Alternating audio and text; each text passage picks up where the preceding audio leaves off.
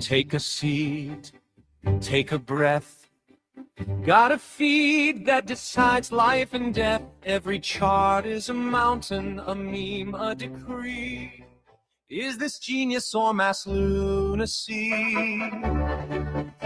So with me, mentality, where a frog with sunglasses screams we're early endlessly. Oh, see, bulls and bears and fantasy, every post's a prophecy. It's nothing make the beat. If you want to read what passes for a master plan, simply click and flick your thumb across this broken land. Want to know which way the winds of crypto might just be? Go scroll me. One says up, only friends. Next says this is how it ends. Someone's calling the top, someone's buying the dip, someone's typing a thread as their last relationship slips. Scroll with me through the fear and ecstasy, where a charting crayon gets 1,000 hearts for free. You'll see every hot take, every plea. I was right in 23. Trust the line, ignore the spreadsheet. If you want to gauge if hope or panic's in command, if they're building castles or just castles in the sand, want to test if we're all early or just fantasy? Slow with me. Is it signal? Is it noise? Are we traders? Are we toys? Every candle, every coin is a cult you can join. Scroll with me, let the chaos be our key. Read the mood like it's a map to some great mystery. You'll see faith and doubt in harmony. I'm all into, I'm set free. In one day, in one same tweet. If you want to know if folks are brave or out of time, if they're quietly convicted or have simply lost their minds, then my friend, you found the perfect place to start this stream. So scroll with me. Ba ba ba. G scroll. Dude, we've got Frey in the chat, G scrolling, and a G scroll to you, good sir. Dude, it is Friday, May 29th. My name is Dude Lifts. This is Scroll with Me. This is where you and I, we scroll the timeline together. We try to understand the vibes. We try to separate the true from the false. We're doing all the things they claim to do, right? They claim to monitor the situation. They claim to identify the market bubbles. They claim many things. We're actually doing it. You know what I mean? We're monitoring all the situations in real time. Monty's in the chat, making friends in the comments. He understands what we're doing here, right? But that's what we're trying to do. We're scanning the timeline. We're separating the true from the false. We're seeding out the wheat from the chaff, whatever you want to call it. Now, one thing that I've been bad at is calling out the vibes ahead of time and then revisiting that prediction. If we're predicting here, it's not a prediction market, could be, but it's not. So vibes. So here's my thing. So we got all these degen NFT mints that are popping off. People are making a 4x on them, whatever. You've got normies going up. You've got beta plays and normies, NPCs on chain pumping. And so I would say those vibes are up. You've got BankerBot making more, in fees than Pump Fund. I don't know if that's bullish for the entire ecosystem or bearish for Pump. Is Pump an indicator of meme coin health overall? I don't know. So as far as overall vibe predictions, I'm going to say overall vibe predictions are, this is so tough because you've got the stock market ripping. You've got SpaceX IPO about to mint, 50, 100 millionaires. Crypto majors down bad. NFTs up good-ish. So I'm going to say the vibe on the timeline is going to be good because there's optimism in the air, possibly a bottom forming on the majors. I'll leave it at that. But I got 35 posts on deck. 1 year since Popkins. Shout out to Klinos. Let's give it a little refresh so we get those freshy tweets for us to investigate. All right. Let's see what Andrew Forte has to say. There are 3 hiring buckets in crypto. Degenerate team that hire anyone for anything. Corporate and embedded in content and culture, hiring directly from CT. Corporate team that requires 3 to 5 years of B2B enterprise and SaaS or finance hiring traditionally. Or all 3. No, JK, LOL. Dude, CryptoKitties out here posting. Love it. Bored Ape Yacht Club NBA basketball talk. Okay, yeah. If you're a sports guy, then this probably goes incredibly hard. But as I am not. Let's see here. Okay, Meebits football trading card packs coming this summer. Inside each pack, 5 Meebits football cards, 1 Meebit in an OpenSea or ApeChain Hub kit, 1 QR code for other side meta. Coming to IRL events in Lisbon, NYC. Dude, the Meebits football thing is so funny to me because I don't completely understand it. But what I respect about it is I feel like Sergio likes soccer. It's just like we do soccer now. Now, granted, it's genius in that it's like a growth sector, like football is growing across the globe. And so like it's a good space to be building in. It's just not what I would have expected. But it seems like his community has like either kind of top down has created like a self-selection or like a selection bias. I imagine a lot of like the top holders probably like football at this point. That's just like the way it is. So it's interesting how that works. Oh yeah, I saw this roller coaster break down. I mean, they got him off, right? I mean, stats is like we're not riding a roller coaster. I mean, it's like they got him off. You know, like what do you got to do? Dude, okay, let's see what this says. No roller coasters, helicopters, caves of any form, deep under. I mean, this is true. All these kind of volunteer activities. I'm not going to lie. Dude, I used to go caving relatively often as a younger person. And I mean, we're not talking professionally. We're talking scrappy. I mean, my spine is shuddering at some of the shit that I did in caves. I went in shit called the birth canal, the devil's butthole. I did it all. I was contorting my body into godforsaken shapes, risking life and limb, or what? I honestly have no idea. I'm so grateful that I didn't die. It's just absurd. So yeah, I won't be doing that anymore because as an adult, your boy has developed claustrophobia because that's what happens, I guess, when you get over 30. So that's cool. Can barely do roller coasters anymore. I still do them. But if you give me one of those fucking clamp down fucking thing, I gotta meditate. I gotta bust out all the tools. Just being honest, gotta keep it real. Gonna keep it real. Harry Potter ride in Japan traumatized me, and I've been claustrophobic ever since. So, hey, what are you gonna do? I don't make the rules, Uber has launched Uber Drift. There is no way. Oh, I guess it's probably real. That's incredible. Things we'll have to see. Loki says, I used to show NFTs to my friends on Facebook. Look back at that Goblin Town full of price. Damn, it's so nostalgic. Dude, I saw the Goblin Town account and I get a care package from AJT from the mayor of Goblin Town. So great. So great. And what was it? There was a tweet the other day that was like charts are down bad, like majors are down bad. And Goblin Town quote tweeted and was just like, welcome to Goblin Town. And I was like, fuck yeah. Hell yeah. Dude, let's see what Pope Leo has to say. First off, leading with the hashtag is so diabolical. I loved that tweet that someone the other day was like, hey, Holy Father, like make sure not to put a link in your first tweet or it might be deboosted. It's not true, but was hilarious. And like that was an incredible ratio. So let's see what Pope Leo says. Hashtag AI can be a valuable tool. And at the same time, it calls for measured and vigilant approach.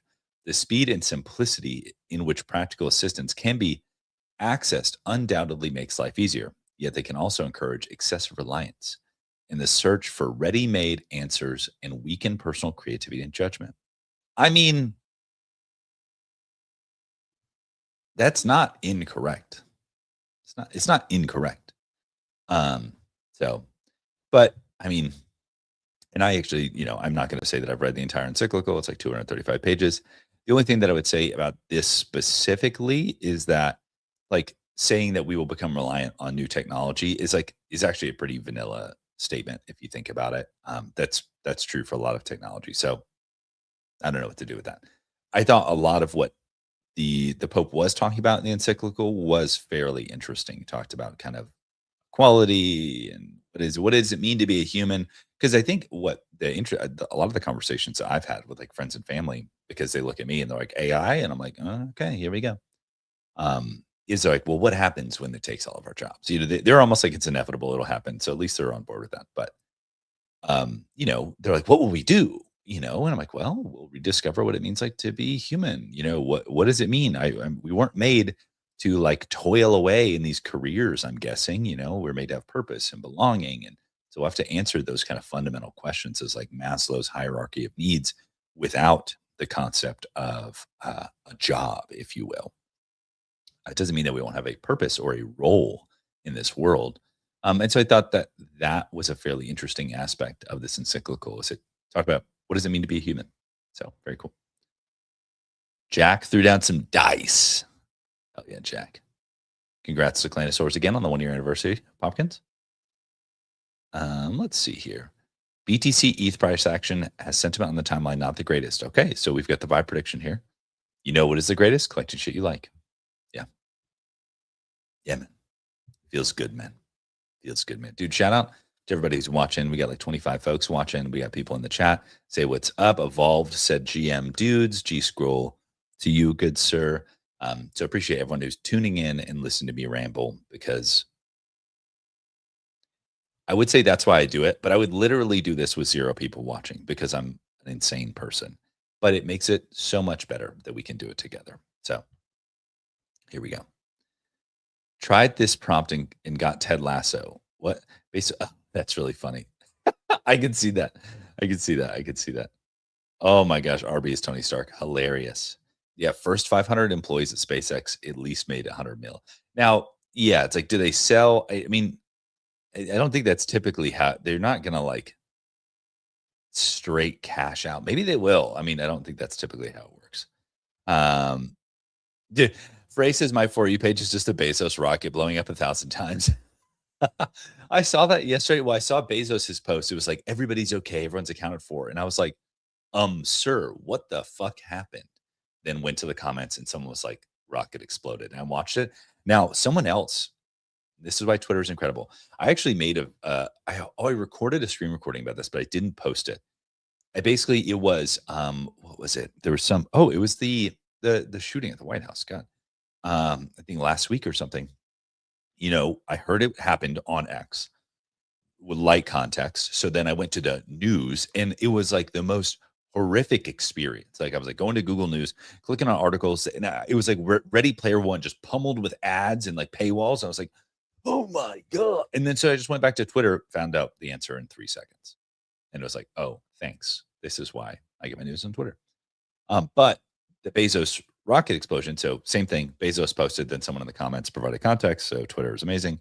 But then someone gave this comparison. They were essentially saying in like gigawatt hours or however they measure blast power, how this compared to like a nuclear bomb, other explosions. And apparently it was like the largest accidental explosion maybe ever or something. And I was like, and it wasn't like not that far off from like a nuclear explosion. I was like, damn, that shit was wild.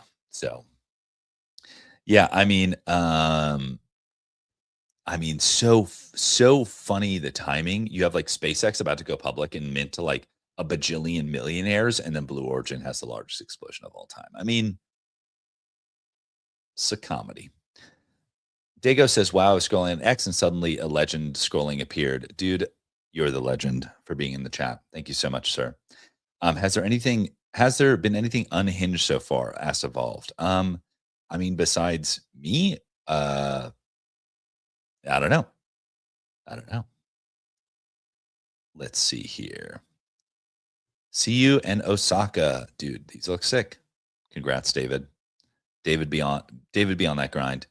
Oh, we got Crumbs here with a weekend bonus prompt. Your PFP, but immersed in fine art. Dude, look at the doodles surrounded by Mondrian. If you know, you know.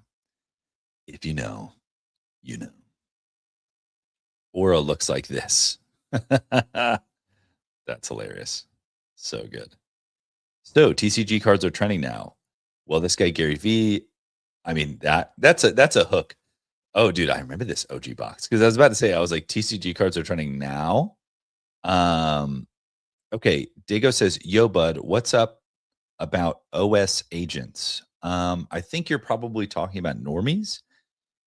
And okay, so my understanding of normies, and I am not educated whatsoever, is that they're using an existing like ERC or EIP, whatever standard, and a new standard where they can essentially token gate agent skills. Like think of like a Claude skill or whatever. It says like, oh, only X person can use this skill.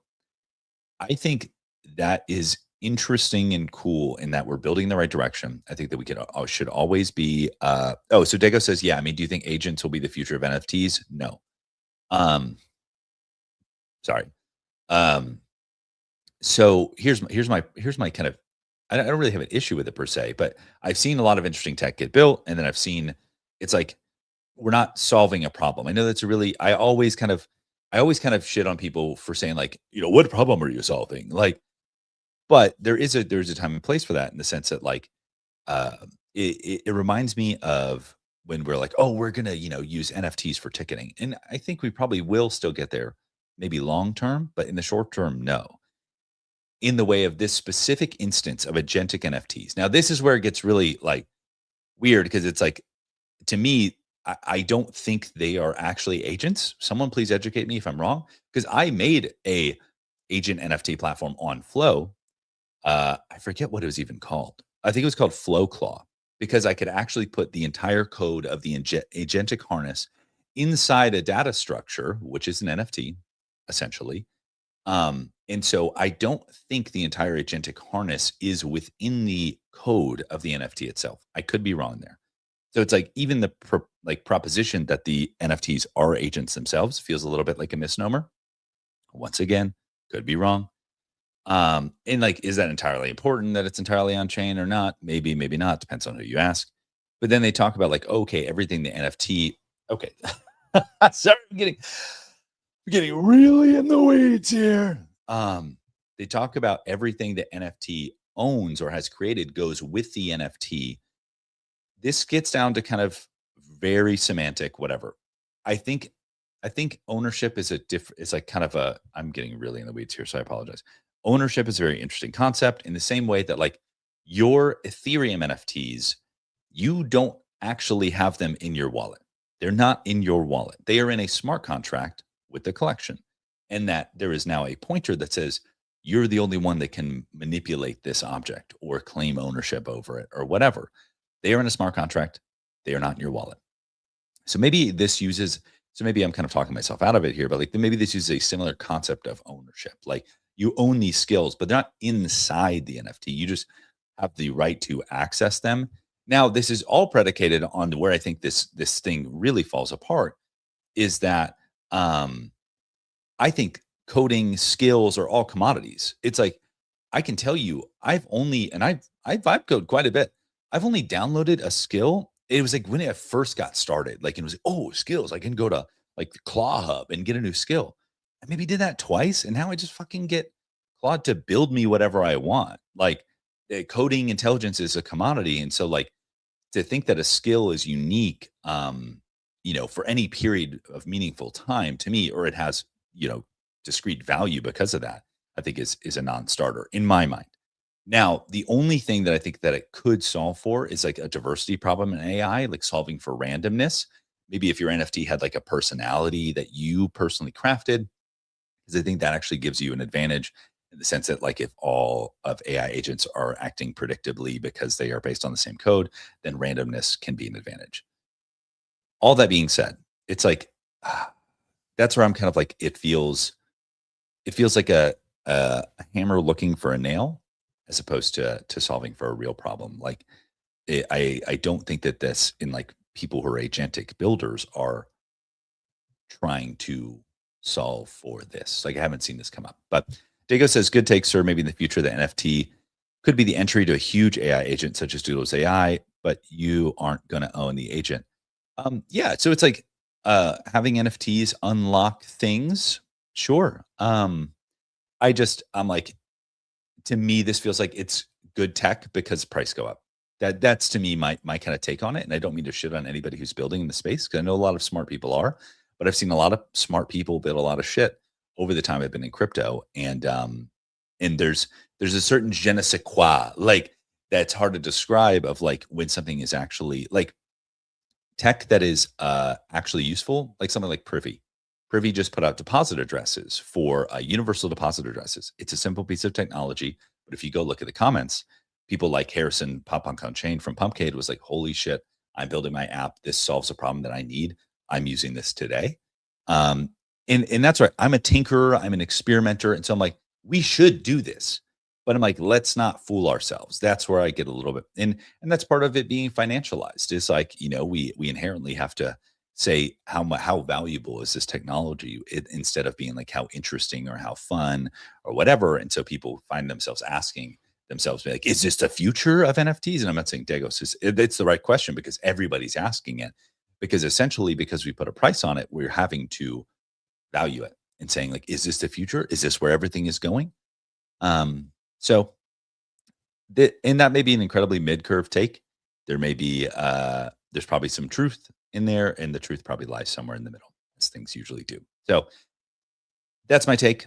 Short-term pump on good tech. Long-term, maybe a couple killer app variations emerge out of it. I hope they do because they will push the space forward. But if you ask me, are agentic NFTs the future of NFTs in the way that storytelling NFTs, music NFTs, ticket NFTs were the future of NFTs? Then I would say no.